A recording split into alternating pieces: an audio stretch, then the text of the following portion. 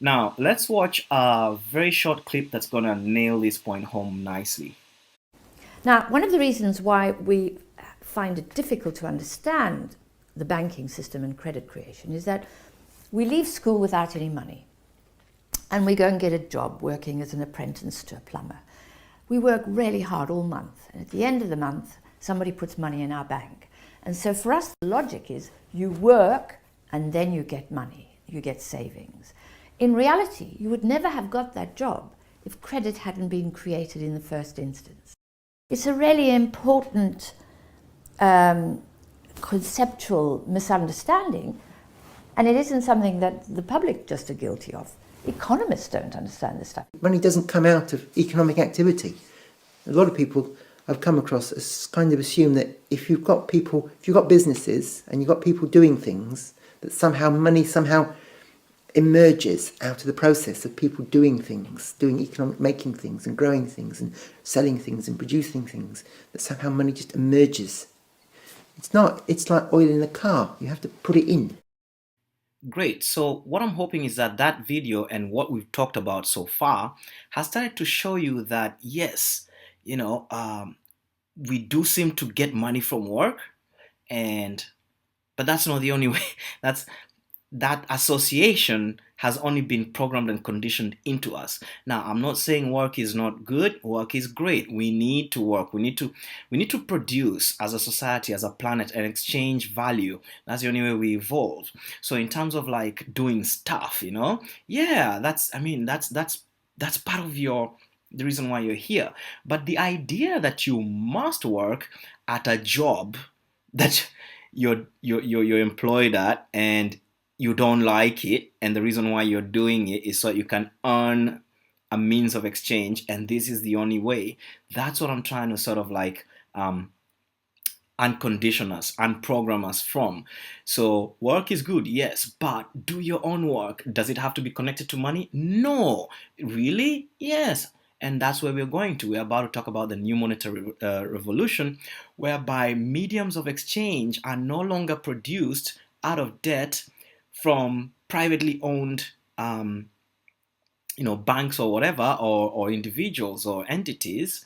Rather, they come from distributed systems, and that means you can exercise any and all of your talents in any and all sorts of different ways and exchange them for mediums of exchange, various types of mediums of exchange, not just official government currency or whatever it's called, banking currency, but other types of mediums of exchange. And then if you need to, you can exchange those medium of exchanges for, I don't know, dollars if you need to, or euro or whatever. So the world is really going through a very cool revolution, and we'll get to it shortly. Let's just continue with the presentation in sequence. Now, if we really want to go deep into understanding, this idea of how did we come to be where we are today? Is it really evolution, or was it literally specifically engineered that way for reasons which may not be the most tasteful of reasons you can imagine? You can read certain books, and I've collected a few here for you. All this, by the way, these are screenshots from Amazon.com. Now, this particular book is written by Yanis Varoufakis. I think that's how you pronounce his name.